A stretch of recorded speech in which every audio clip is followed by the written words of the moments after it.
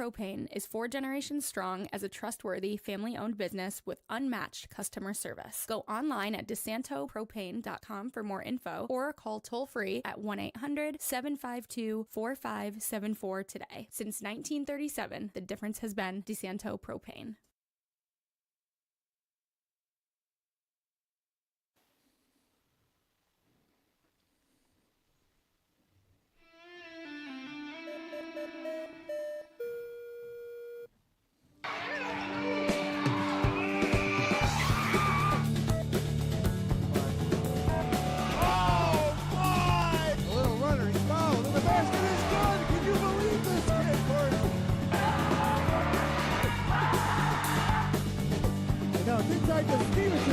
Keith Kaminsky, fucking good in the ball! Santel, all the way to the basket, foul, lays it in for 2!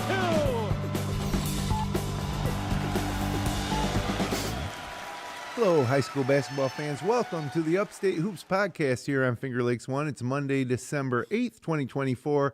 It's our season premiere. I'm Jim Sinicropi along with Paul Russo and Kyle Evans here inside the FingerLakes1.com studios in Seneca Falls. And a new season of high school basketball sports. Our high school basketball is underway with some games kicking off in the last week. And a whole winter ahead of basketball leading up to sectional titles. Maybe a few state contenders possibly in this year's Wayne Finger Lakes Leagues. We're going to talk all about it over the next half hour or so, including our brand new power rankings for the new season for the boys and girls of the Wayne Finger Lakes Leagues. The Upstate Hoops Podcast and all of our coverage of Wayne Finger Lakes High School basketball is brought to you thanks to the support of Little John and Barbie Orthodontics. Check out Dr. Rod and Dr. Liz online at littlejohnortho.com. Cicino's Pizzeria and Restaurant. Order online at cicinos.com. And DeSanto Propane. Since 1937, the difference has been DeSanto Propane. Well, welcome in, fellas. Paul, Kyle, glad you could join me as we're about ready to dive headfirst into a new season of high school basketball. There's some changes to discuss. We're not going to get to it this week, but maybe next week we'll talk about the classification changes because there's some of significance that'll affect some teams' sectional hopes and probabilities. Some games that happen this week that we're going to review quickly, and then of course we'll get to our power rankings to kick off the year. Of course, always a lot of change from our first power rankings to our last power rankings of the year, so we'll see where we might have hit it on the head or been off base with our power rankings here on December 8th. First off, it's a new season. I mean, there's a few things I'm particularly excited about this year. Paul, anything that you're particularly looking forward to this season? Yeah, I think the main one for me, and I know this is kind of, I'd say maybe it happens all the time, but this year in particular, one of the things I really noticed when we were compile all the stuff that we use for whether it's the scoreboards at night, when we go out broadcasting and stuff like that. The youth versus experience thing is going to be really interesting this year. And I don't mean necessarily even competition-wise, right? Team A to Team B. Even in like the locker rooms, there's a lot of interesting mixing of seniors all the way down to 8th graders. There's a lot more 8th graders this year I've noticed on varsity rosters than in years past. And you think that's it's crazy to me that that's the case, but that's just the way it is for now. Low turnout, or are these some talented youngsters? Well, I think in the case there's definitely some talented players here. Like, I don't want to get that twisted, but that kind of bleeds into like a second point that like I'm not looking forward to, but it's something I'm keeping my eye on as we go through the year. Some of the really smaller schools, like how is this going to really shake out for them? And I know that one's maybe more of a macro thing, let alone basketball, right? But yeah, it's interesting kind of seeing how these rosters have taken shape here through the first week of the season because, like I said, there's multiple rosters where you have multiple seniors and multiple 8th graders on it, and it's crazy to look at visually. And then there's also some small rosters. Yeah. And again, we see the rosters that get posted on the Section 5 site, until we get out in the gyms and actually watch some games. Sometimes those rosters aren't exactly accurate or they have late additions, subtractions. But yeah, that's how it is at the start of a high school basketball season every year. There's always some questions that we can't answer until we get to see some of these teams on the court competing against each other. Now, Kyle's on top of the goings-on a daily and nightly basis in Wayne Finger Lakes High School basketball, compiling our evening reports on Finger Lakes 1, so nobody's pretty much in tune with the day-to-day like Kyle. And from your perspective, Kyle, what's getting you excited about this year? Yeah, it was a pretty light schedule for the first week, and rightfully so. Usually that's just how it is. So it's kind of hard to really know what teams are, but just in the general sense of things, I'm very interested in the Lions boys team, who lost 3 seniors who are playing a totally different schedule. I mean, I don't know if you look, they're finally playing Wayne. That's exciting. Yeah, that is. Moravia down the road, too. Just some non-league games that, you wished years ago that they would play because of the competition. They needed it to be better, and I think Zach Young's done a great job, and Dean, probably talking about that exact situation. You got to prepare more for, the sectional run, the state run, and they're doing a great job of that. And, yeah, just the roster overall, I'm interested to see, because they have a lot of young guys. And I thought Paul said it great. I mean, some of these rosters, they only have 6 guys. Yeah. You look at South Seneca, that one jumps right to my mind. And then on the girls' side, quickly, I'm looking at teams like Minders, Waterloo, the usual Pelmac. They've been at the top of the league over the last several years, but, they're very young, especially Waterloo, too, looking at them. I don't even think they have a senior on their team. Young but talented, Yeah. and, coming off a great run over the last 5-6 years. I was going to say the core of them is now, I think, 4 years now in their varsity experience for basketball. Yeah, a lot of those girls are young, but they went to the state Final Four Twice. So they're definitely experienced. I know you got the coach's daughters, one of them, and also I think the assistant coach's daughter's another. So definitely a good program they got going there in Waterloo, and whether or not they have the size and I guess maturity maybe to make another run to states, we'll wait and see. But you mentioned Lions, Kyle. Obviously they're no longer in the Wayne County League. That was one reason why they couldn't schedule, because they had to play their league schedule. And it's the Wayne County League certainly isn't what it was. A lot of people want to see Lions come to the Finger Lakes East, but then again, there's a lot of people that don't want to see them come to the Finger Lakes East. Mainly, most of the teams in the East. But still no Newark on the schedule, I see. Yeah, I mean, that's the game that should happen every year. Yeah, we always talk about it. I know a lot of the people around each town would love it. Just mind-blowing that it just hasn't happened again in how many years? I called the one time it happened. It happened once in the past 50 years, and we were there for it, and it was quite an evening. You can actually watch that game on Finger Lakes 1. It was really cool. We talked to one of Jim Boeheim's old high school teammates at halftime of that game. Just so much history there, Lions and Newark, but not recent history. Right next door to each other, and they don't play each other. And both great storied basketball programs with both in the top 5 all-time Section 5 sectional championships. Yep. So, but we don't want to turn this podcast into that, because it's not happening this year. They're not on the schedule. So, and another quick thing about Lions, they're in Class B2 this year. It looks like I noticed that a lot of C teams are now in B2. I think Minders is in B1 with a lot of other Finger Lakes East teams, and then you got some Finger Lakes East teams like Geneva, Newark, and Wayne in Class A2. Yeah, this goes back to last year when the state reintroduced AAA classification, and this year they're still seeing some of the residual stuff of now teams or rather districts are floating back in and out of different classifications as that continuously ever evolves again. Yeah, so like a good example, I mean, Hornell, a lot of times you'd see them play Newark in Class A2 or B1. Now Hornell's in with Minders. Newark's a class higher. There's a lot of that. But again, that's for another show, and we will get to that. Me personally, one of the things, just kind of getting an overview of things that I'm excited for is the Minders-Waterloo rivalry should be pretty good boys and girls this year. Minders girls have a pretty good team, and you mentioned Waterloo maybe not as elite as they have been in the past.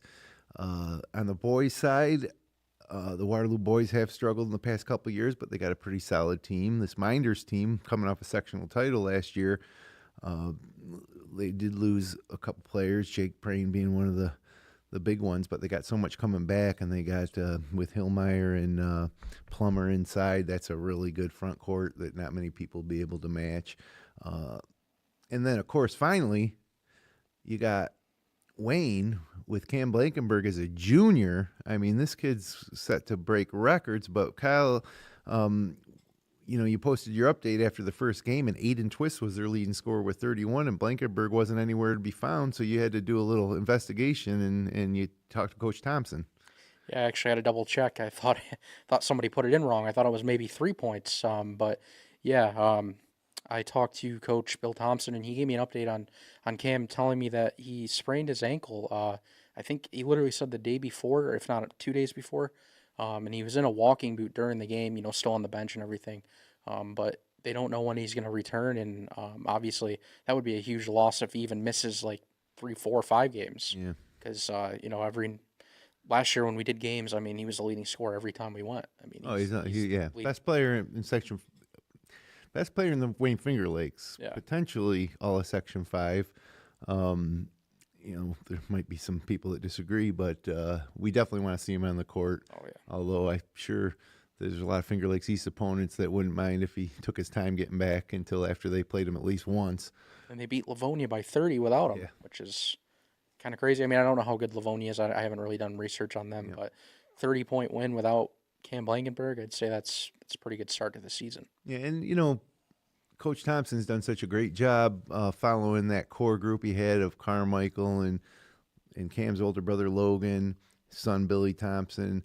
Those were some really good teams that kind of they won sectional titles for Wayne, something that's never been done in their school history, or maybe going back to like the 1930s. But anyway, since that time, he's been able to really sustain success in that program, and missing Cam Blankenberg for a stretch here will be another test. But they've always done a good job of developing the supporting cast players around around their stud players. So should be interesting to watch. But we did have some games this week.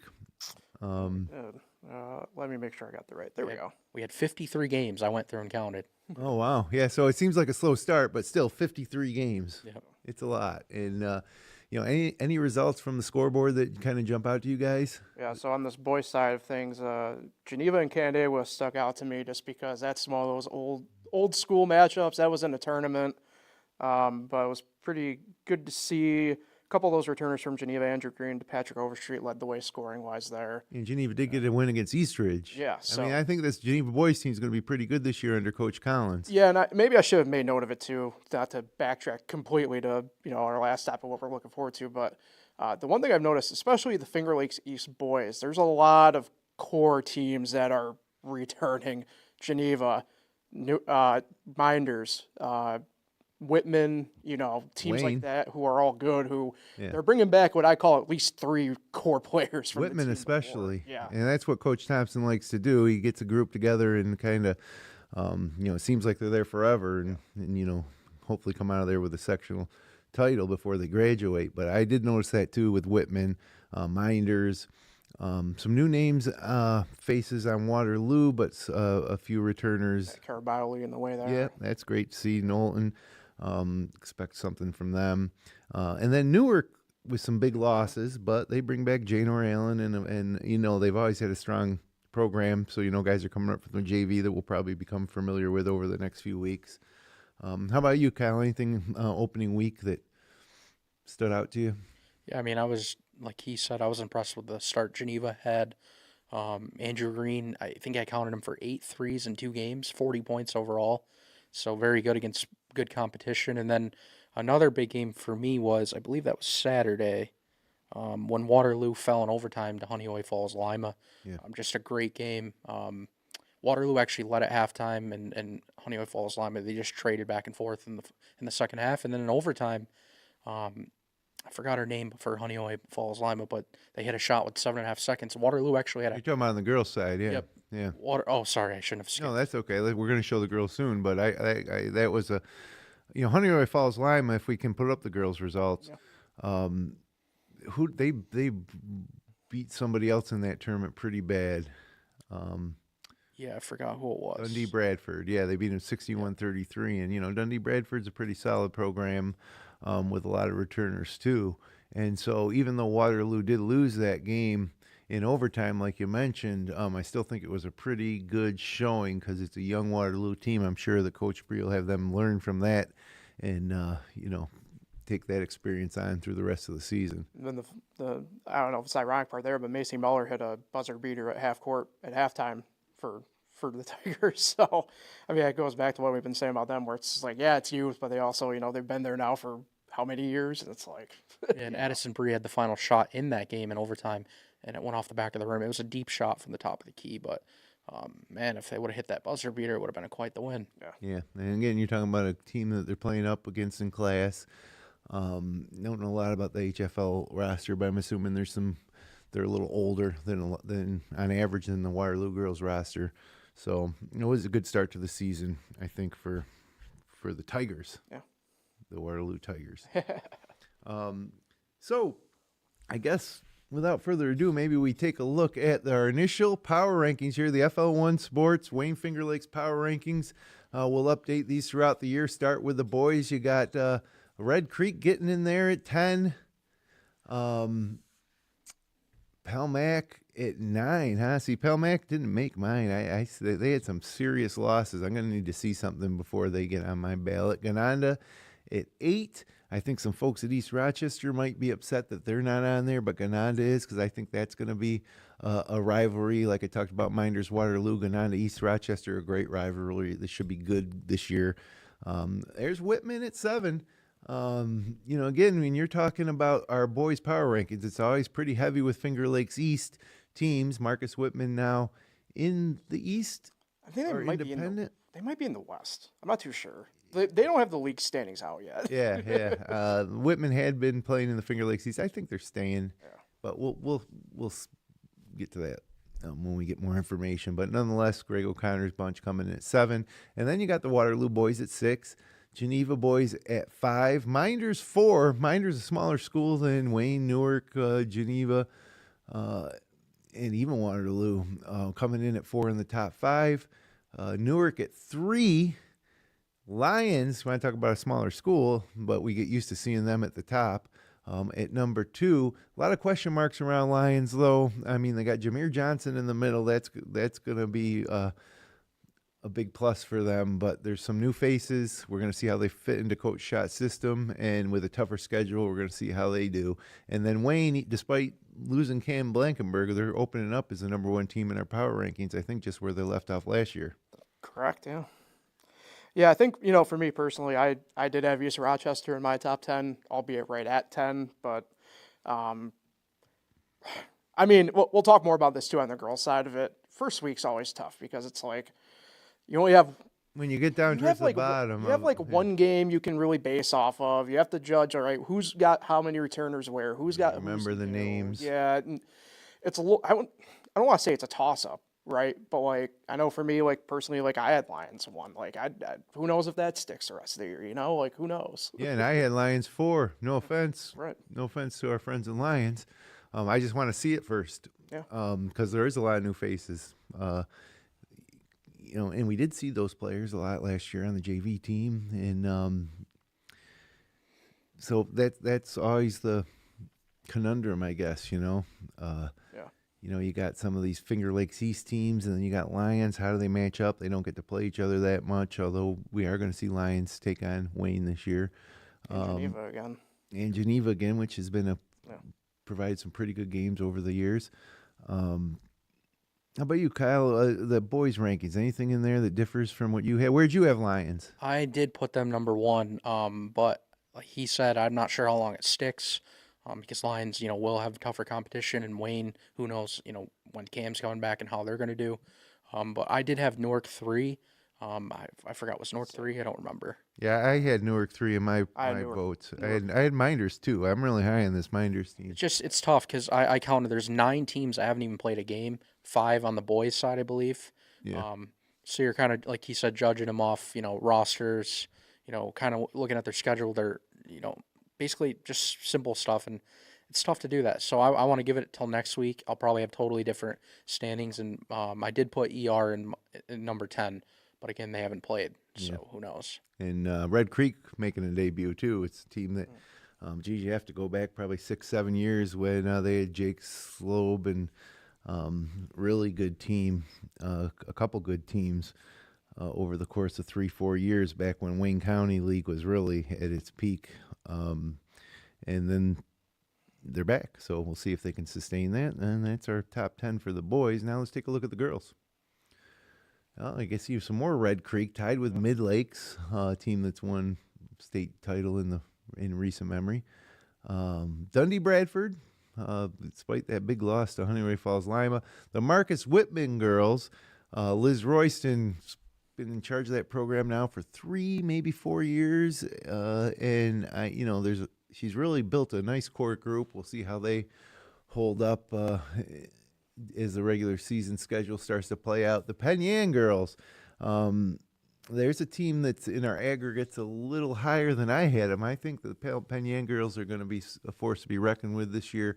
Newark girls at 6. That's a program that has also been steadily on the rise the past 3-4 years. And then the East Rochester girls, they've had a great season last year. They opened up at 5.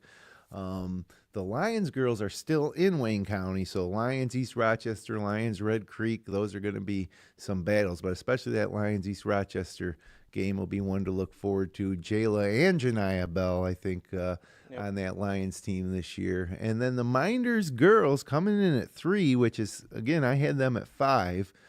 New coach Hannah Brown-Trice, Peyton Verkey, Allie Nigro, Chelsea Korzaneski at the point. They got a pretty deep, solid team there at 3. Palmac at 2. Palmac returns a lot of players led by Taryn Goodness. Georgia Worth should be picking up where they left off last year. And then Waterloo at 1, despite having a little bit of a different look to their roster. But they do come in at 1. Looks like they just barely outpaced Palmac. Yeah, so the girls' power rankings was fun.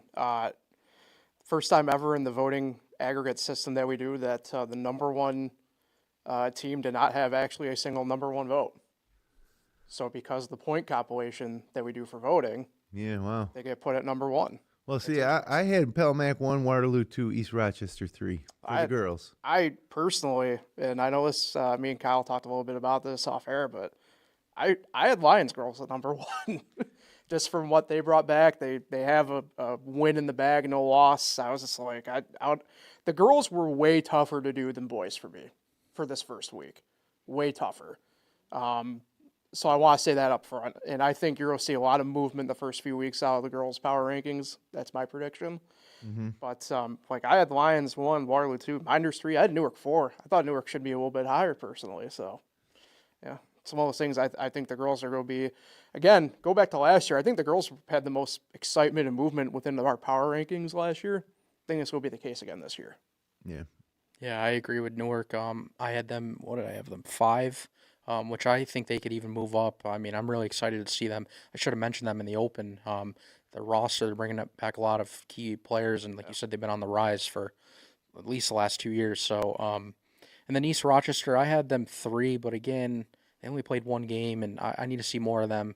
And Lions, I like that they're bringing back people, girls that were there last year, but I'm not sure about them. I'm not sure if they're deep enough to beat these quality teams. Yeah, I need to see games. The issue I have with Lions and why I didn't rank them higher, even though I think the potential is there, is for a couple years now they've kind of underperformed in sectionals. We watch them play in the Wayne County League. They certainly don't dominate the Wayne County League. They hold their own. I don't think they've won either the last 2 years. It's been East Rochester or Gananda. And, I'm just waiting for them to kind of get over that hump. Now, is Jayla a senior this year? Yeah. So you got Janiyah, who's what, 8th? She's 8th grade. 8th grade, and Jayla is senior year. So this being Jayla Bell's senior year, this would be the one. I think they probably would consider anything less than a sectional championship probably a disappointment. So we're going to see. Yeah. But definitely a strong team, and it's always hard to gauge especially on the girls' side, harder than the boys, at least for me, is to gauge a top Wayne County team like Lions or East Rochester against a top East team like Palmac or Waterloo. There's a lot more crossover happening there too anyway, non-league even usually, but yeah, usually it's in more even crossover, if you will, in that situation. Well, we in early December, the next few weeks are always interesting in the fact that, we're going to have some games, then there's going to be a break for Christmas, and then right after Christmas, teams are all over the place. Holiday tournament, some teams don't play, some others play, 2-3 games. And then, come back after the holiday break in January and you can start to get into the regular league schedule. So things will sort themselves out a little bit over the next few weeks, but more importantly, this week ahead, what do we got? Yeah, sure. Yeah, we got, there we go. Boys upcoming schedule there. I got a handful of games here that I'm really looking forward to. Miners has 2 of the slots here. Whitman visits them tomorrow, and then they got Wayne at the end of the week. So, yeah, that Whitman Miners game is always fun. Miners has to go to Whitman, play on Tuck Court. A couple years ago they renovated that gym, and then it got flooded. They've had to close it and open it again, but just beautiful place to play. That'll be a fun game. Short drive for Miners. The Whitman fans really love their guys and their team. We got Miles Pendergrass back for another year in the middle there. And a lot of familiar names for Marcus Whitman. Pittsburgh Sutherland Newark is an annual matchup that's always a good barometer for Newark. They're never scared to schedule tough. And a lot of times I think it hurts them a little bit, at least in where they're seeded sectionals. But it also prepares them for the fire of the Finger Lakes East season, followed by, making sectional runs. Solis is in action a couple times against Gananda and Clyde. It'll be interesting to see how those games shake out. Gananda at Marion, whether it's Marion or Williamson. Interesting to see if there's any life in those programs. Red Creek playing Williamson. And then some Finger Lakes West League games already. Naples, Bloomfield, Dundee, Honeoye, South Seneca, HAC. They're not wasting any time in the West getting things into action. We'll see if anybody stands out there. And, you got Geneva at Palmac. That was another game I had highlighted personally. I just got this feeling it's going to be a tough year from Palmac based on what they've been used to the past couple of years. But, we'll see. One thing about coming into the season, there's guys you don't know about because we haven't seen them because they played on JVs and they end up being impact players. And then another, I guess technically it's 2 games that I've highlighted. Yeah. Lions at Canisius over in Buffalo, and that's Friday, Saturday. Kyle, you mentioned it, right? Step up in competition a little bit in the non-league schedule stuff this year. That's it's a tournament? No, they're doing, I think it's just 2 straight-up matchups, right? That's on, I think, it's just a back-to-back normal game. Canisius and who? Lions. But then who is Lions playing next? They're not playing 2 games out there? Yeah, they are. Yeah, Friday, Saturday. And they're playing the same team. Oh, really? Yeah, that's why it's... Man, that is unless the schedule's wrong, but it's been there for a while. Yeah. Huh. But, I'm looking forward to that because you mentioned, right, Kyle? You want to see a little bit more competition, too. What better than one of the bigger names in Buffalo, I suppose, than Canisius. Yeah, this comes after Lions won by 88 points in their opener against Marion. 105-17. So, I certainly would think this is a much better test for them. Marion should have never showed up, honestly. It is tough. Tough to watch. Fan of either side.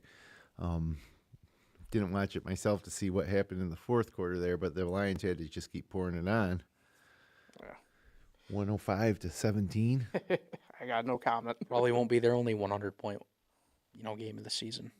I'm sure it won't. And there's yeah. So, all right. Well, let's take a look at the girls' schedule. Yeah, here we go.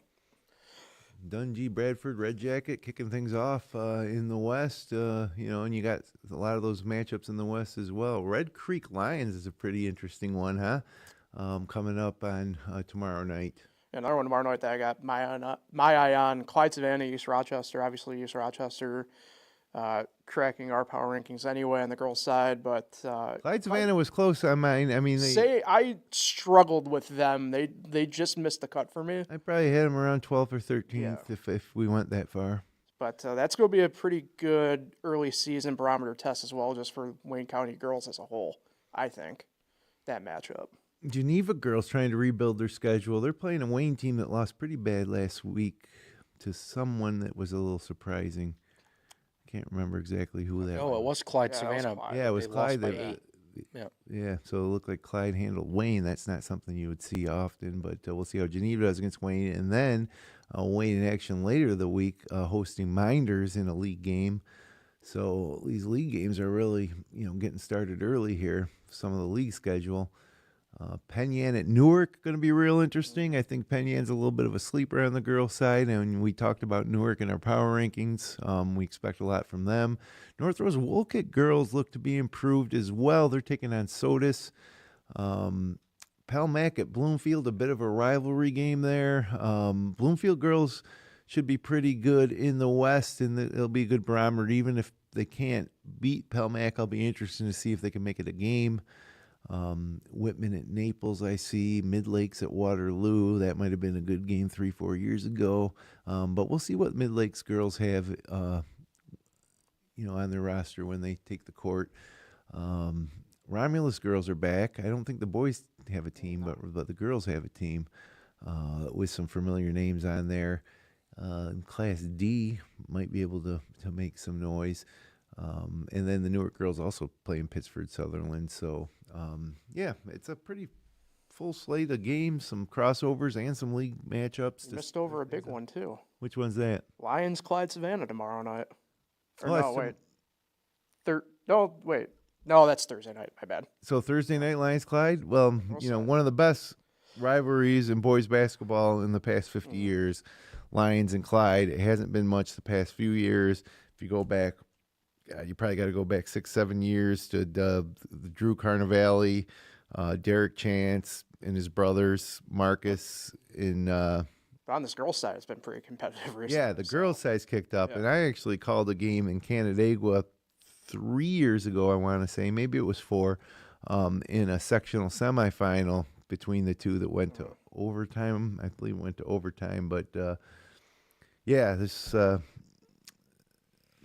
I'd like to see. I love the rivalry games, and it's been disappointing. If you go back on YouTube, our Finger Lakes One YouTube channel, and watch some of those Clyde Lions games, they were just unbelievable during that stretch when Justice Smith was a freshman to when he was a senior, and like I mentioned, the Chance brothers for Clyde. Still playing in the Atwood at that point. Yeah, they were unbelievable games to call, unbelievable atmosphere, and so competitive, so competitive. So we missed that. Hopefully, Clyde can build a program back. But on the girls' side, they do have a pretty solid team, and they're going to take it to Lion. Is that game in Clyde or Lions? At Clyde on Thursday night. So that'll be a good one to watch. So yeah, we're underway. It's a basketball season. One good thing about the winter around here, high school basketball, right? Hey, I mean, especially for us also Syracuse fans out here, this might be the best show in town, high school basketball this year, that's for sure. Yeah, sad but true. Sad but true. So we'll be back here anyways. Next Monday, we'll have an updated power rankings. We'll have the results of all the games that we previewed this week, and then a look at the week ahead like we will every week between now and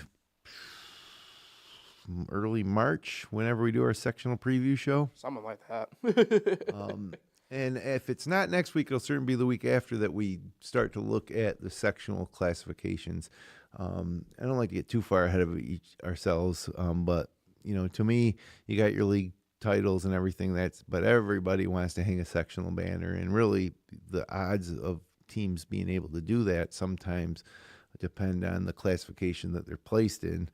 For good or bad, sometimes you get lucky or unlucky, but still got to win it, on the court. And we had some great sectional semi and final games, last year, certainly at the Blue Cross Arena and other locations for the girls. So who knows what this year will bring. Yeah, I mean, that's always the interesting part. Be interesting because, like you said too, I mean, I think some people also kind of forget, like, sectional placement can also change within the first couple weeks of the year.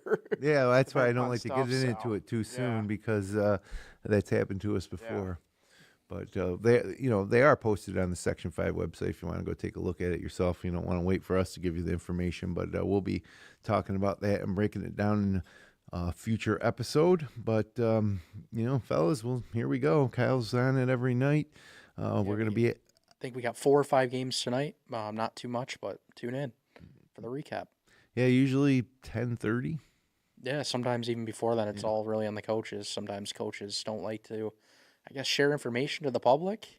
I mean, it's your own They team. forget to, or losing coaches sometimes tend to not yeah, want to send in. I have problems with losing coaches Yeah. sometimes. But it helps us cover things, and high school basketball around here is so compelling if we can get the information. And geez, it's 2024, almost 2025. We have the technology, so let's use it, folks. Scores at fingerlakes1.com is a place to email them. We're also keeping an eye on Twitter. If your school posts there. But we want to know details too. We don't even want just the box score. We want to know, what happened down the stretch of a close game. And of course, Kyle sometimes does some investigation by pulling up the live streams of the close games so we can get a better idea. And I like to tune into when there's a game. I like to tune in as well, to the school's live stream. It's sad because we used to do big time productions of these games, and now it's just not worth our effort with every school streaming it. So we go and provide the radio style commentary, kind of supplement the video component of it. And then of course when sectionals hit, we usually get a ton of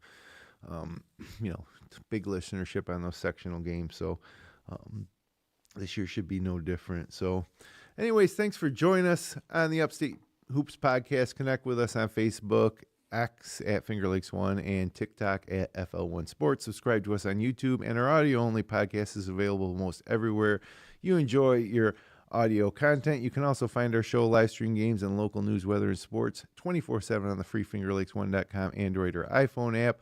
Again, thanks to our sponsors, Little John and Barbie Orthodontics, Cicino's Pizzeria and Restaurant, and DeSanto Propane. Thanks for joining us. We'll be back next week on Monday afternoon. Until then, have a great week.